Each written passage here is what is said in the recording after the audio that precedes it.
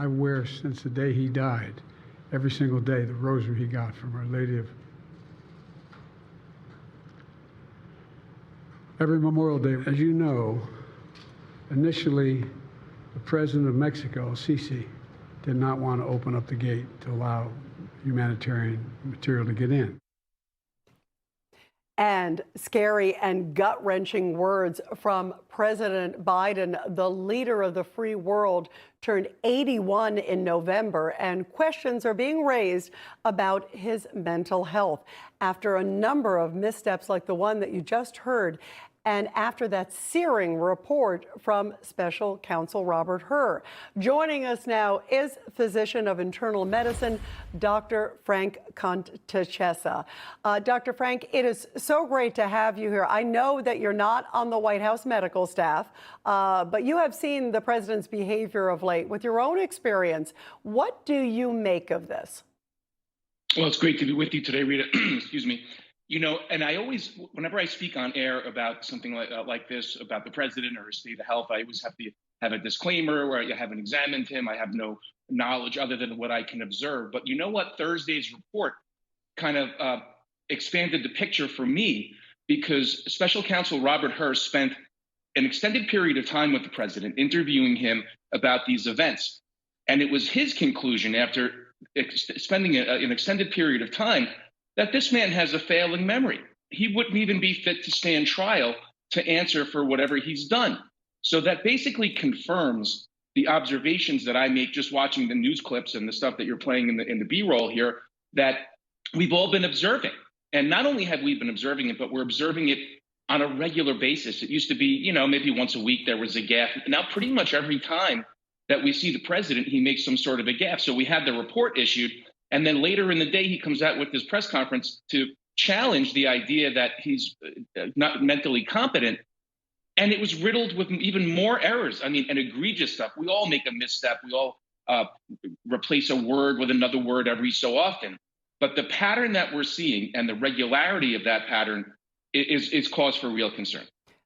Does cognitive decline ever get better? And the reason I bring this up also, Doctor, I actually met Joe Biden. I spoke with him when I was in college.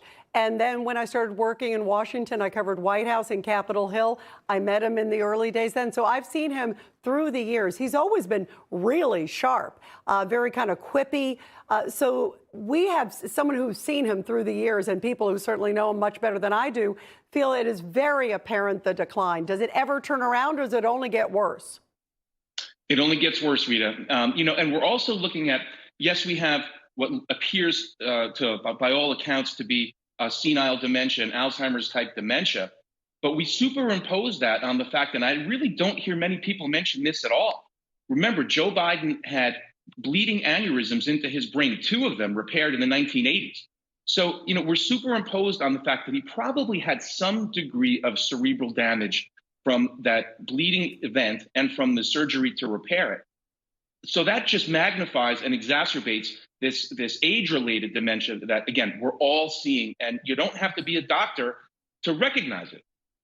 Absolutely. Yeah, you see it, and it's become so apparent. It becomes so much more obvious, and it seems to be happening a lot more frequent. In addition to that, he's also been getting very angry. We've seen this of late with the press, and by all accounts, he's gotten a pretty easy ride by the press. Nothing compared to the tough questions that were constantly thrown at President Trump. Here is a little bit of him this week at that news conference where he was trying to clean things up. And boy, he was really nasty and angry at the press. Take a look. I'm well-meaning, and I'm an elderly man, and I know what the hell I'm doing. I've been president. I put this country back on its feet. My memory is fine. My memory, take a look at what I've done since I become president. None of you thought I could pass any of the things I got passed. How'd that happen? You know, I guess I just forgot what was going on. And at one point also, Doctor, he was like blistering because the press kept saying, wait a minute, here's what the report says. And he says, what the hell are you talking about? It was really striking. There were a lot of people who watched it, folks who have been supportive of the president and thought, oh my gosh, what is going on with this guy? Is that also a symptom often, from what I've heard from other medical experts, of people in cognitive decline, this anger, too, that we see often lashing out now more frequently from this president. Yeah, you're right, Rita. And, there's this is reminiscent to me of when relatives come with an elderly parent and, maybe their son or daughter, their grown son or daughter is sitting there. And we have to have that difficult conversation about, hey, I think it's time to take the car keys away from dad. And the patient gets defensive. They say, what are you talking about? I've been driving for 50 years. You're going to take my car away. And they do get defensive. And there's also an emotional component with dementia. Sometimes, and as dementia progresses, they often sort of revert to earlier personality forms. So if you have a happy person who becomes demented, they become sort of pleasantly demented, and they smile at everybody that walks in. They're always in a relatively good mood. And then you have people who maybe had an angry streak when they were younger. And these are the people, when you walk the floors of a nursing home and they're accusing, the staff of trying to steal their wallet. She's trying to steal my wallet. She's trying to kill me. She's got giving me the wrong medicines, and they get sort of a paranoia. So I think the emotional response is part and parcel of it. But again, it's really reminiscent of that moment when they're confronted with the fact that, hey, listen, you're losing a step. You may not think so, but we all can see it. So there is a defensiveness that we do typically see. And we just have literally a few seconds left. Doctor, what should Biden do and his family do? I think it's time for the family to step in. There's a point where, we're all watching this and we're all cringing and saying, oh my goodness, if this was my parent, if this was my father or a relative, there's a time to step in and say, listen, this is unhealthy for you, but it's also unhealthy for the country right now.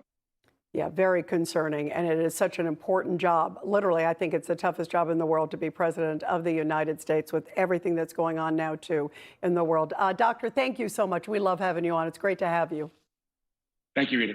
Thank you very much.